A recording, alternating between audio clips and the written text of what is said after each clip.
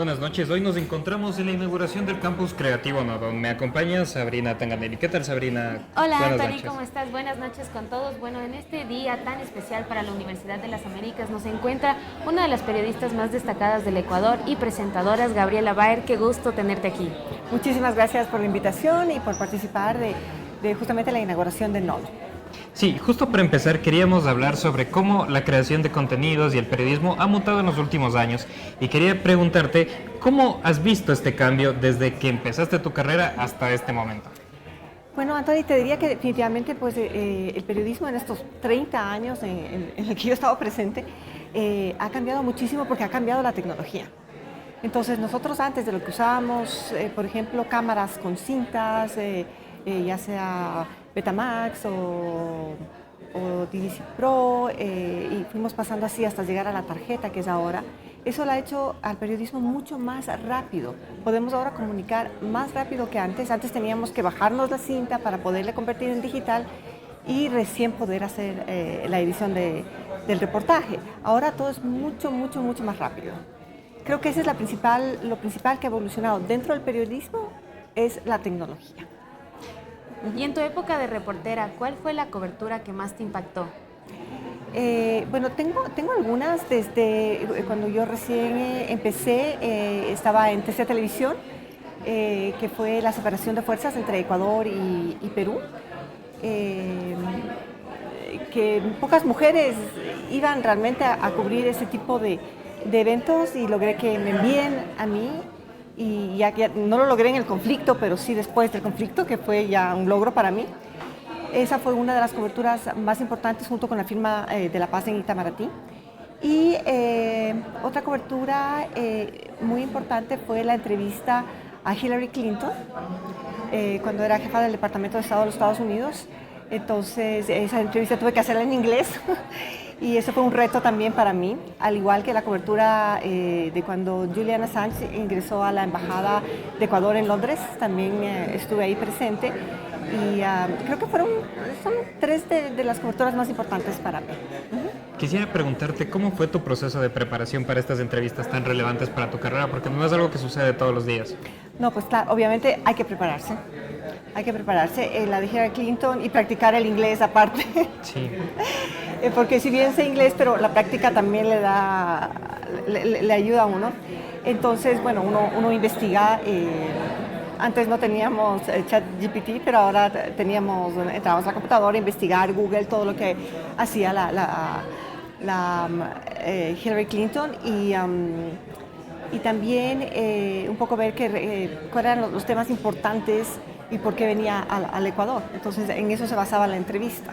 Y cuando me fui a Londres con Julian Assange, igual, empaparse de los antecedentes, de lo que ha pasado, de cuál es la situación del entrevistado. Bueno, no lo pudimos entrevistar, pero en ese caso todo lo que gira alrededor de un acontecimiento. Entonces uno tiene que estar preparado, tiene que investigar, porque si no uno está en el aire. Eso diría yo, lo fundamental es prepararse, es investigar los antecedentes y prepararse para la entrevista, preguntas y estar siempre ahí con un documento por ahí si uno tiene una pregunta así media capciosa. Y en tus inicios como presentadora, ¿cuál fue la noticia que más te impactó? Y hablando del ámbito de la investigación que nos comentas, ¿qué consejos podrías dar a las nuevas generaciones de periodistas para ser buenos investigadores? Para ser buenos investigadores, bueno, que siempre verifiquen y constaten la información que tienen. O sea, uno no simplemente puede confiar porque alguien le ha dicho, ¿no? Uno tiene que investigar, tiene que profundizar, tiene que ir más allá. Eso les diría. Desde la incursión de las redes sociales, ¿cómo crees que ha cambiado este rol del entrevistador, sobre todo en su preparación previa y también para abordar las entrevistas? Bueno, la preparación creo que puede ser la misma, pero sí tienes que tener más idea de cómo hacer un approach hacia las personas, porque ahora esto de las redes sociales atrae mucho más al público joven. Entonces, yo, por ejemplo, soy de la generación X y me ha costado muchísimo entrar en redes y ver cómo funciona y contar cosas. A mí me cuesta muchísimo. Entonces para mí ha sido como que un doble de preparación e intentar afrontar ese problema. Entonces creo que las redes sociales son muy importantes. Ahora las nuevas generaciones quieren información rápida, concisa, no quieren información muy larga, quieren que se les resuma el contenido. Y eso es lo que nosotros tenemos que aprender, porque hemos estado acostumbrados a hacer reportajes mucho más largos, análisis mucho más largos, y lo que quiere la gente ahora es prontitud, a ver, quiero entender las noticias, digamos, en una frase, y que por ahí me cuenten qué pasa en un párrafo, y ya. Un poco exagerando, ¿no? Pero la gente ahora quiere prontitud, quiere inmediatez. Y justo hablando de la inmediatez y de las redes sociales, ¿no? ¿Cómo han cambiado estas plataformas la interacción entre los periodistas y la audiencia por justo lo que quieren todo rápido? Cuando son, perdón, ¿qué? ¿Cómo? No te escuché mucho la última parte de la pregunta. Con esto de las redes sociales y de la inmediatez que hay en estos nuevos tiempos, ¿cómo estas plataformas de las redes sociales han cambiado la interacción entre los periodistas y la audiencia? Bueno, hay mucha más cercanía. Hay mucha más cercanía porque el hecho de las redes sociales, uno puede contar un poco más de cómo es la persona en sí, entonces provoca más cercanía con el televidente o con la persona que le sigue en redes sociales, porque con el televidente a través de la pantalla, ellos solo te ven ahí, en la pantalla, no sabe cómo es la otra persona en realidad, pero a través de las redes sociales la gente te va conociendo. Entonces tú puedes darte a conocer, pueden conocerte como eres. Yo creo que eso es un plus para los que somos periodistas, para los que somos presentadores y para ahora las nuevas generaciones que tienen esta facilidad más de comunicarse y de crear este vínculo con la gente. Además, uno puede, con las redes sociales, uno puede estar en permanente contacto, porque ellos te mandan mensajes y tú les respondes y te hacen preguntas y te dan consejos. Creo que eso ha vuelto que el periodista y la gente que está en redes sociales, pues haya un acercamiento entre ambos. Sí, justo sobre este rol de las redes sociales quería preguntarte y relacionado con el periodismo. En la charla que acabamos de escuchar, Joan mencionaba que quizás el pico de Instagram está llegando a su punto y después decaerá. Yo recién me estoy acostumbrando al Instagram. Sí, y es algo con lo que tenemos que lidiar las nuevas generaciones de periodistas y en general todos los que hacemos comunicación, porque ahí están las plataformas en las que hoy trabajamos.